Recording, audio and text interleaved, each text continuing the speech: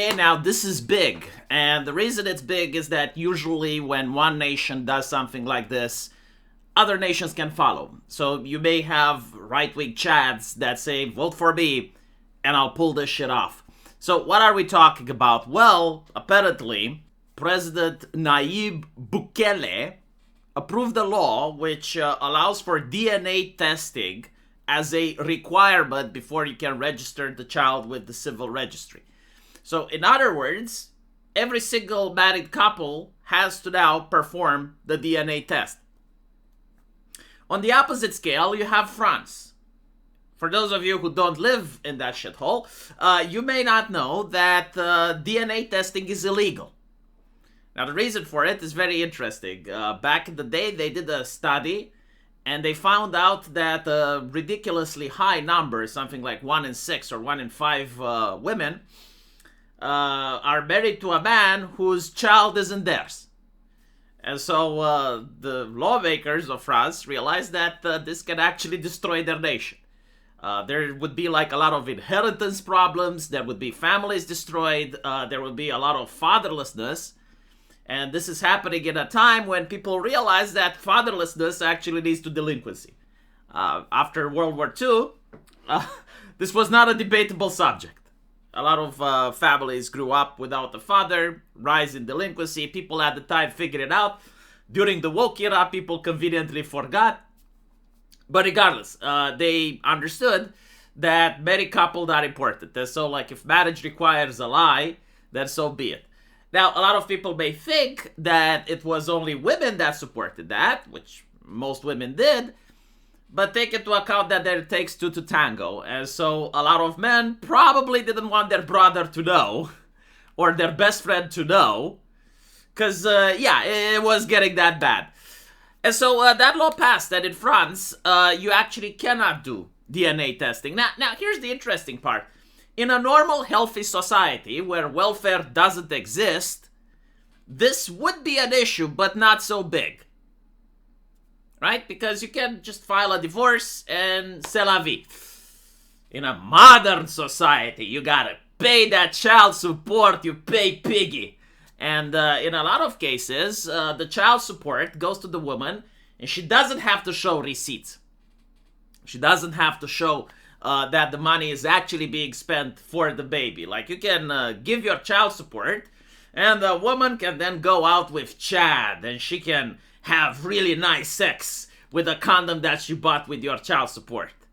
That is a little bit sad, in my opinion, right? Like, sponsoring the fucking.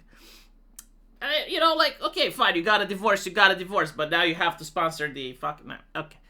That's France. But President Nayib says that's not going to happen in his country. He's going to make it mandatory, because in most nations, it's not mandatory, but it's not illegal either. Like, in most nations, you can actually have a DNA test with your son, but usually the wife gets really upset. And then she will start arguing and say, oh, so you don't trust me, oh, blah, blah, blah, is this necessary, oh, goodness gracious, right? And you're not going to pull this up in the dominion of Nayib Bukele anymore. Because, as I mentioned before, all tests are going to be mandatory.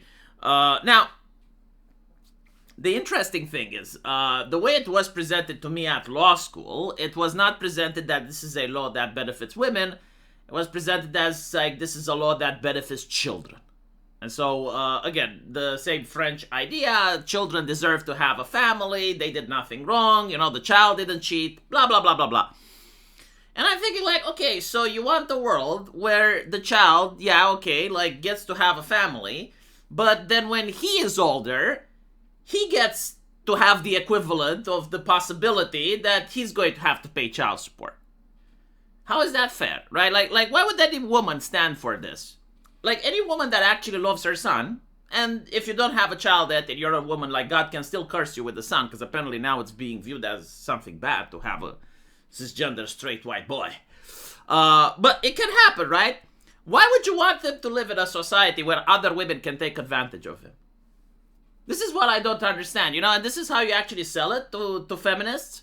It's like, do you really love and trust other women that much with your son? Most women, when you put it like that, they're going to have a couple of gears turning in their head, right? And more importantly, to me, this actually feels like raping a man.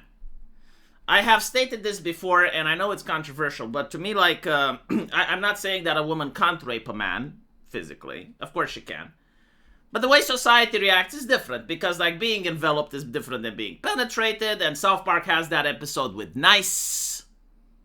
Okay, so, like, I do admit objectively, by seeing reality, that the world is not how I want it to be. Like, in reality, you know, like, a physical assault on a man by a woman is not treated the same like the physical assault of a man to a woman. However, this right here, like this shit, I would say it is the perfect equivalent, and I will tell you why.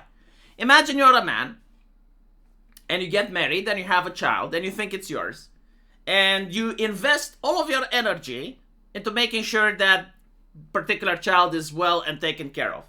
And so you go to work, you have all the emotional baggage that comes with going through all the arguments that a family has, and you're basically doing your best in order to raise that kid. And then let's say you're at the age of 50 and you find out that that kid isn't yours. Okay, so now the relationship is broken. Now that kid probably won't see you as a father, even though you spent so much taking care of him and blah, blah, blah. It's just not the same. Like there's a connection there that's broken. But more importantly, you can't have another kid.